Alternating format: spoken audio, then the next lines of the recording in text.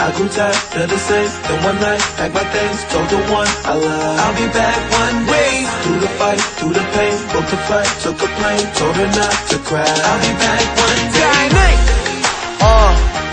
Been dreaming this since I was young, so baby girl, I'll be going till I'm gone. Yo, what's going on? It's your boy Tinie Tempah. Make sure you check me out and Show Off the magazine.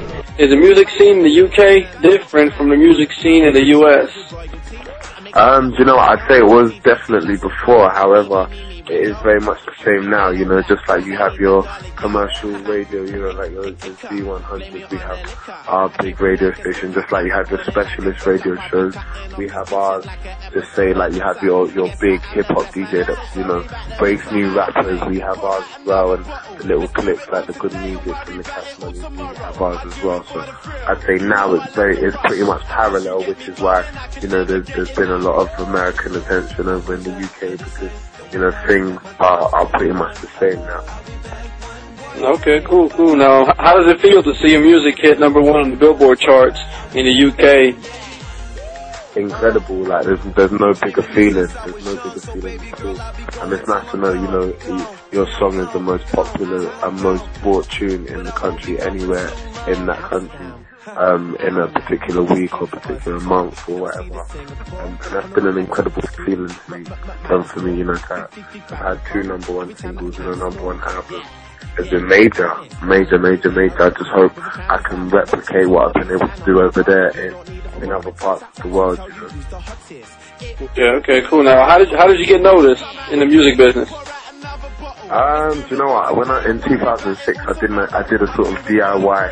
Like, I think the closest thing to a hood video for this song called Wifey, and it was basically proper low budget, and that it cost me like about $800. And yeah, I funded this video for myself, and I put it on the only DIY channel that we have in the UK, which at the time was called Channel U, and it just kind of blew up, and I got my first break. I got to go on Radio 1 Extra, which is almost like a Hot 97, kind of like a, you know, real kind of hip hop, urban black music type radio station.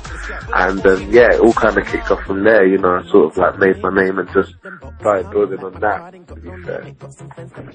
Okay, cool. Now, after seeing the success of UK artists like Tayo Cruz, Coldplay, and Jay Sean, where do you see yourself in the future?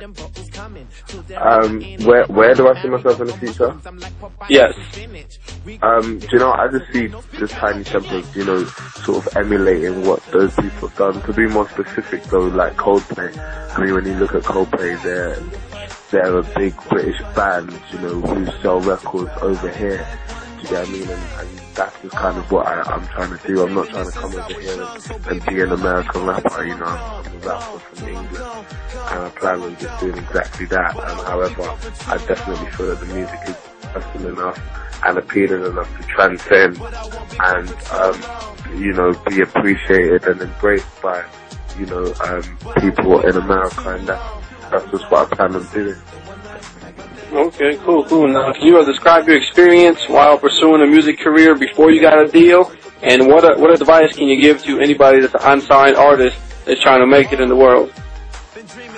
You know what, I'd say the experience is pretty much the same anywhere you go, as I can probably imagine, you know, just making CDs, making demos, giving your demos to people, you know, having people not call you back, you know, turning up at studios, turning up at radio stations to freestyle, and, you know, people not really giving you the microphone. I kind of went through all of that, you know what I mean? And then I started to home in and make things a little bit more, take things online, do things digitally. I set up a blog, I started like blogging and filming myself doing like random shit and just being in the studio and just chilling. And yeah, built up a fan base in that way, and then obviously released a few mixtapes in between and kind of built a foundation. So when Pass Out was ready to drop in the UK, it was embraced by so many people. And yeah, that's basically been the journey, man, in a nutshell. Any advice I'd give to people would just be like, just to stay focused, just to think of all the avenues that you can get your music heard. You get what I mean? We have things like Twitter and Facebook and MySpace, and all of these things are basically free promotional tools for you to be heard and be discovered, to make the most out of them and use them to kind of promote yourself as much as possible. Other than that, just be confident, be prepared to be sociable as well. You know, a lot of success comes with who you know and being able to network. So, you know, people should bear that in mind. You know, that's pretty much it. Okay, that's what's up. That's what's up. Now, have you got any new projects in the works as of right now? Yeah, I mean, I finished my first record now, so I'm going to start working on my second one. I've got this little thing called like a micro mixtape, which basically, I mean, I just drop a freestyle over like some of my favourite songs at the minute. I've kind of put one out there now that is available to download on YouTube. Posted that one. So I've done that. I'm probably going to do a few more of those with a few other DJs. And yeah, just working on the second record, which, you know, I'm going to try and release around the same time next year. Obviously, I'm hopefully going to be back in January over here doing a few shows, and then going back to England in February to do my own tour. And obviously, at the beginning of January, before I come here, supporting NERD, it should be pretty incredible. Okay, cool. Now, is there anybody here in the music business that you would really love to work with? Yeah, definitely, man. I'd really love to work with Drake. I think Drake is incredible, and he's an incredible musician, and he's definitely put something different to hip-hop and rap over the past couple of years. He's refreshing as an artist, so I'd love to work with him. And Kanye West, I think, is, you know, one of the greatest musicians we've had in this decade. You know, I think he's one of the most honest musicians we've had this decade as well. You know, he definitely puts his heart and soul and all these emotions into the music, and I really appreciate that. So it'll probably be those two people. Okay. Now, do you have any features on your upcoming artists from anybody here in the U.S.? Sorry? Do you have any features from your upcoming album with anybody from the U.S.? Yeah, I've got a collaboration with Kelly Rowland, who is, well, obviously, you know who Kelly Rowland is. Yeah. Rain. and Rain, who is, fans of Rock Nation as well. So yeah, there's the American collaboration on there. Okay. Now, did you ever think you would have the highest tally for a #1 artist since Eminem's Recovery selling album? And how did it feel when you found out your album was certified gold? Did I say that one more time? I said, did you ever think you would have the highest tally for a #1 artist since Eminem's Recovery album? And how did it feel when you found out your album was certified gold?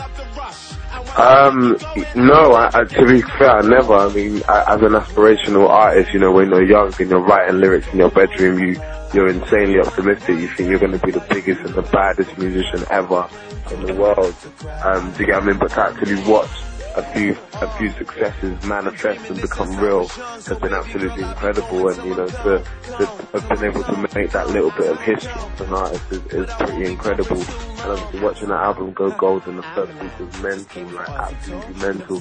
I didn't even really have enough time for that to sink in before it was obviously even crazier. So I'm just thankful to the fans, because without them it wouldn't be possible at all. And I'm so happy that people have embraced it the way they have and have gone into the whole body of work. And like I said, that's just something that I would love to be able to replicate over here.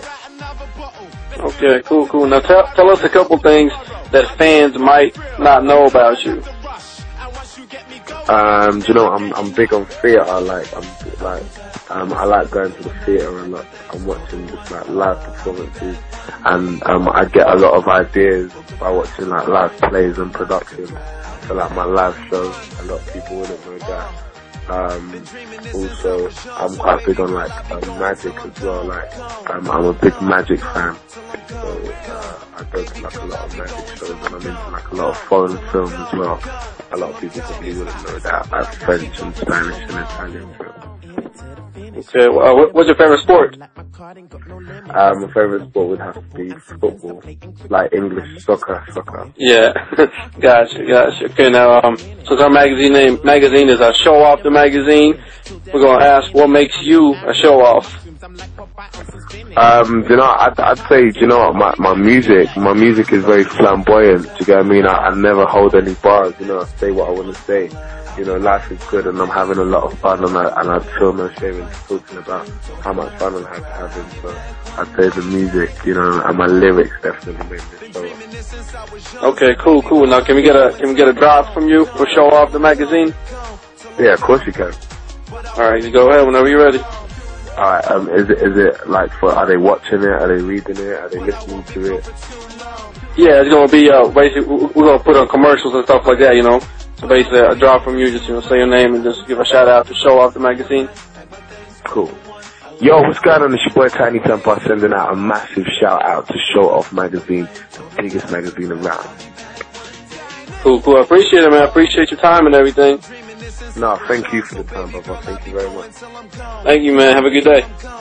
You too, mate. See ya.